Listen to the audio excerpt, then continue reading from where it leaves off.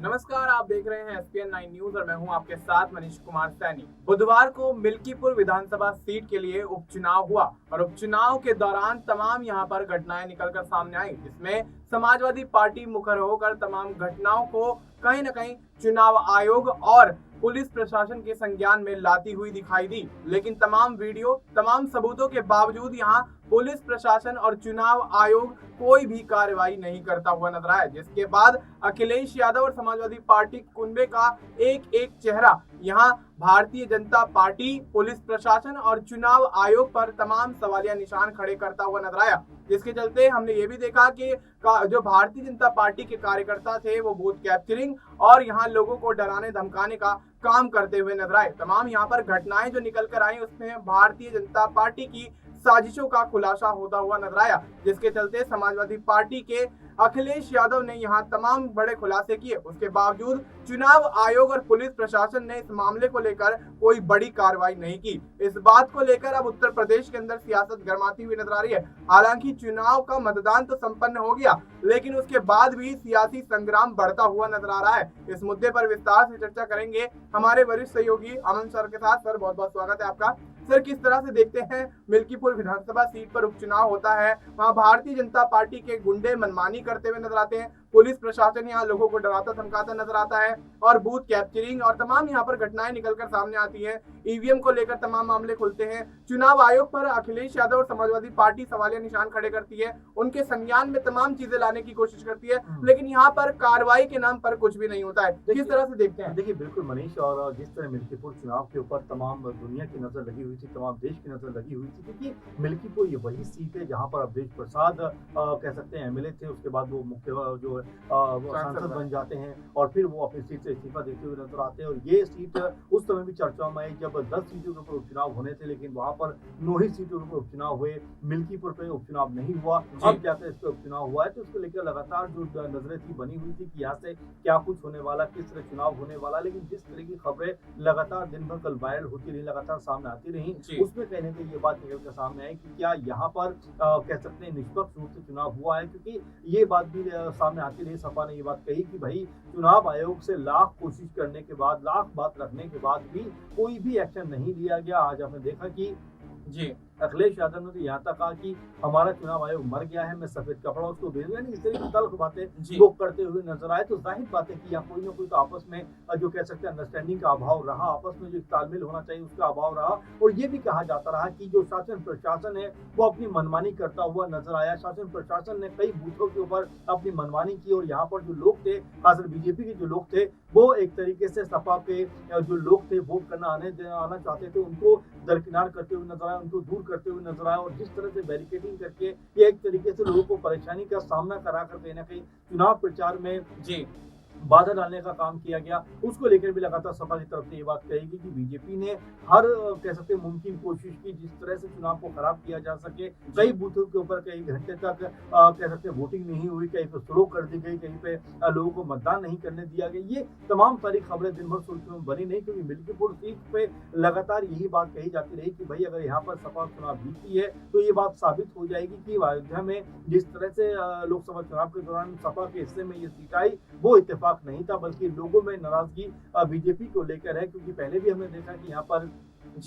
जो लोग थे वो यही बात कह रहे थे कि लोगों में बड़ा गुस्सा है बीजेपी को लेकर, क्योंकि बीजेपी ने तमाम घरों को उजाड़ दिया, तमाम जो लोग थे वो मुआवजे के लिए तरसते रहे, तो उनको मुआवजा भी उचित नहीं दिया गया, इसीलिए बीजेपी की यहाँ पर हार हुई। और अब मिल्कीपुर क्षेत्र की बात की जाए तो क्या यहाँ पर बीजेपी अपने आप को कमबैक करती हुई नजर आएगी, इसी को लेकर तमाम सारी बातें होती रही। योगी, सीएम योगी से लेकर तमाम जो बीजेपी के बड़े नेता थे मिल्कीपुर में जाकर चुनाव प्रचार भी करते रहे। लेकिन अब जिस तरह मतपेटियों में कह सकते हैं कि वो जो भविष्य है इस सीट का वो बंद हो गया है, जो शनिवार को कह सकते हैं जब काउंटिंग हुई, गिनती होगी, उसमें पता लगेगा कि यहाँ से कौन चुनाव जीत रहा है। लेकिन उससे पहले जिस तरह से मनमानी करते हुए तमाम बीजेपी के नेता यहाँ पर नजर आए, तमाम शासन प्रशासन ने जिस तरह से होतेला व्यवहार एक बार फिर जी जो है समाजवादी पार्टी के साथ में किया, उसको लेकर सपा के जो मुखिया हैं अखिलेश यादव, वो खासे नाराज भी दिखाई पड़े, खासे गुस्से में भी नजर आए और यहाँ तक कहते हुए दिखाई पड़े कि अब हमारे यहाँ का जो चुनाव आयोग है उससे कोई उम्मीद लगाना बेकार है, कोई बात कहना बेकार है, क्योंकि जी वो हर बात को अनदेखा कर देती है, हर बात को कहीं ना कहीं दूसरी तरफ लेकर चली जाती है, जिससे ऐसा लगता है कि चुनाव आयोग स्वतंत्र व्यवहार करता हुआ नजर आ रहा है। जी बिल्कुल। तो ऐसे में भारतीय जनता पार्टी, चुनाव आयोग और पुलिस प्रशासन पर जिस तरह से अखिलेश यादव ने सवाल उठाए, यहाँ चुनाव आयोग को लेकर यहाँ पर तमाम बड़ी बातें कही और जिस तरह से चुनाव आयोग ने तमाम चीजों को देखने के बावजूद यहाँ नजरअंदाज किया, उसको लेकर समाजवादी पार्टी पूरी तरह से मोर्चा खोलती हुई नजर आ रही है, जिसके चलते भारतीय जनता पार्टी की मुश्किलें मिल्कीपुर विधानसभा सीट पर हुए उपचुनाव को लेकर अब बढ़ती हुई नजर आ रही हैं। अब नतीजों में यही देखना है कि आने वाले समय में किस तरह से यहाँ पर बड़ा खुलासा होगा, किस तरह से यहाँ नतीजे जब सामने आएंगे तो क्या समाजवादी पार्टी यहाँ से जीत दर्ज करेगी या फिर भारतीय जनता पार्टी अपनी गुंडागर्दी के दम पर इस सीट पर अपना कब्जा बनाएगी। सर, एक छोटा सा सवाल यहाँ पर यही रहेगा कि जिस तरह से यहाँ पर बूथ के अंदर जाकर बूथ जो कर्मचारी हैं उनको यहाँ पर डराया धमकाया गया और वहां पर पुलिस प्रशासन पर सबसे बड़ा सवाल खड़ा हो जाता है कि आप मुस्तैद होने के बावजूद वहां आखिर कर क्या रहे थे। और सबसे बड़ी बात यहाँ पर चुनाव आयोग भी यहाँ पर कहीं ना कहीं इस घेरे में आता है कि चुनाव आयोग ने आखिर क्यों एक्शन नहीं लिया, क्या वजह रही। देखिए, बिल्कुल पहली बात तो अवधेश प्रसाद जो वहाँ के सांसद भी हैं अयोध्या के, उन्होंने भी ये बात कही कि बूथ कैप्चरिंग की गई, उसके जरिए कहीं ना कहीं मतदान को प्रभावित करने का काम किया गया, कई बूथों के ऊपर घंटों तक लोग खड़े रहे, वोटिंग नहीं कराई गई, इस तरह के तमाम सारे आरोप निकल के सामने आते रहे और साथ में ये भी अपील की जाती रही कि चुनाव आयोग को तुरंत ध्यान देना चाहिए, क्योंकि मिल्कीपुर में जिस तरह से बीजेपी के जो लोग हैं वो मतदान केंद्र के अंदर घुसकर अपनी मनमानी करते हुए दिखाई पड़ रहे हैं और ये बताता है कि बीजेपी जो है कह सकते हैं कि दबंगई के जरिए या अपनी ताकत के जरिए चुनाव जीतना चाहता है। इस बात को लेकर लगातार सपा के जो लोग थे वो कह सकते हैं बीजेपी के ऊपर हमलावर रहे, अखिलेश यादव से लेकर शिवपाल यादव, तमाम बड़े चेहरों ने बीजेपी के ऊपर कह सकते हैं हमला बोलते हुए दिखाई पड़े और ये जो तमाम बातें थी ये लगातार देखने को सुनने को मिलती रही। आप देखिए, चंद्रशेखर आजाद ने भी ये बात कही और भी तमाम दलों ने ये बात कही कि जिस तरह का चुनाव मिल्कीपुर में होना चाहिए था वैसा चुनाव नजर नहीं आया, क्योंकि यहाँ पर बीजेपी ने अपनी दादागिरी करते हुए एक तरीके से कहा जा सकता है कि यहाँ जो मिल्कीपुर सीट है इसको जीतने का प्रयास किया है और ये तमाम जो बातें हैं वो ये बताने के लिए काफी है कि क्या अब बीजेपी, क्योंकि आपको याद होगा कि जब 9 सीटों के ऊपर चुनाव हुआ था उस समय भी लगातार ये बात कही गई थी कि बीजेपी ने मतदान करने ही नहीं दिया, खासकर जो अल्पसंख्यक समुदाय के लोग थे उनको मतदान केंद्रों से दूर कर दिया। आपको याद होगा मीरापुर में वो तस्वीर जब पुलिस वाले जो थे वो गोली कह सकते हैं महिला के ऊपर तानते हुए नजर आए थे पिस्तौल को, उसको लेकर भी खासा बवाल हुआ था। क्या वैसा ही कुछ नजारा यहाँ पर भी हुआ, क्योंकि यही बात यहाँ पर भी अखिलेश यादव ने कही कि पूरी तरह से दबंगई के जरिए बीजेपी ने चुनाव जीतने का प्रयास किया है, तमाम तरह से लोग हैं उन्हें डराने धमकाने का काम किया है। कई महिलाओं ने ये बात कही कि जबरदस्ती उनका जो निशान है वो कह सकते हैं कि जो वो देना चाहते थे वो न देकर जबरदस्ती किसी और निशान पर कह सकते हैं उनसे जो बटन दबाया गया। तो ये चीजें जो थी वो लगातार कह सकते हैं कि सामने आती रही, लेकिन उसके बावजूद चुनाव आयोग ने कोई संज्ञान नहीं लिया और यही बात को लेकर अब अखिलेश यादव भी खासे नाराज हैं, शिवपाल यादव भी खासे नाराज है और तमाम सपा के जो लोग हैं वो भी खासे नाराज है कि भाई आखिर चुनाव आयोग क्यों इस तरह का सोतेला व्यवहार कर रहा है, क्योंकि चुनाव आयोग का काम होता है कि बीच में खड़े होकर बेहतर तरीके से दोनों तीनों चारों जो भी दल होते हैं सबको बराबरी का मौका देना। ऐसे में अब सवाल उठ रहे हैं कि क्या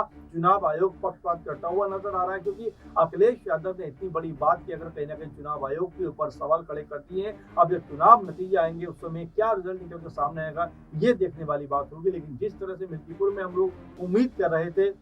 कि चुनाव शांतिपूर्वक तरीके से होगा वैसा होता हुआ नजर नहीं आया। जी बिल्कुल। तो यहाँ पर शांतिपूर्वक चुनाव ना होकर यहाँ पर जिस तरह से उपद्रव हुआ या जिस तरह से भारतीय जनता पार्टी के गुंडों ने मनमानी की, पुलिस प्रशासन यहाँ पर मूक दर्शक बनकर देखता रहा और तमाम यहाँ पर जब सवाल खड़े होते हैं उसके बावजूद, समाजवादी पार्टी के एक्शन लेने के बावजूद, समाजवादी पार्टी के ट्वीट करने के बावजूद, तमाम वीडियो साझा करने के बावजूद, अखिलेश यादव के चिल्ला चिल्ला के कहने के बावजूद यहाँ चुनाव आयोग के द्वारा कोई भी कार्रवाई नहीं की जाती है। तो स्थिति साफ है कि सभी कहीं ना कहीं केंद्र सरकार और राज्य की सरकार के इशारों पर यहाँ पर काम करते हुए नजर आ रहे हैं। योगी आदित्यनाथ, प्रधानमंत्री नरेंद्र मोदी, तमाम यहाँ पर भारतीय जनता पार्टी के चेहरे घिरते हुए भी नजर आ रहे हैं और देखा जा रहा है जिस तरह से भारतीय जनता पार्टी ने अपनी मनमानी करके, गुंडागर्दी करके यहाँ पर वोटिंग को प्रभावित किया है, उसका कहीं ना कहीं परिणाम जो है वो 8 तारीख को जब चुनावी परिणाम घोषित होंगे यहाँ पर सामने आ जाएगा और हो सकता है कि भारतीय जनता पार्टी को यहाँ पर बड़ा झटका लगता हुआ नजर आए, क्योंकि भारतीय जनता पार्टी लोकसभा चुनाव के दौरान जिन सीटों को लेकर उत्तर प्रदेश में कॉन्फिडेंट होकर चल रही थी, यहाँ पर पूरी तरह से जिस तरह से दावे किए जा रहे थे कि भारतीय जनता पार्टी की जीत इन सीटों से सुनिश्चित है, उन्हीं सीटों से कहीं ना कहीं भारतीय जनता पार्टी को बड़ा झटका लगता हुआ नजर आया। लेकिन देखना अब यही होगा कि क्या मिल्कीपुर विधानसभा सीट पर इतिहास बदलता हुआ नजर आएगा। क्या सपा का ये गढ़ रहने वाली सीट भारतीय जनता पार्टी के पाले में जाएगी या फिर सपा यहाँ पर एक बार फिर से बड़ी जीत हासिल करती हुई नजर आ सकती है। फिलहाल आपको इस मुद्दे पर क्या कुछ लगता है, आप अपनी राय हमें कमेंट करके बता सकते हैं। बाकी देश और दुनिया से जुड़ी तमाम जानकारी के लिए आप देखते रहिए SPN9 न्यूज़।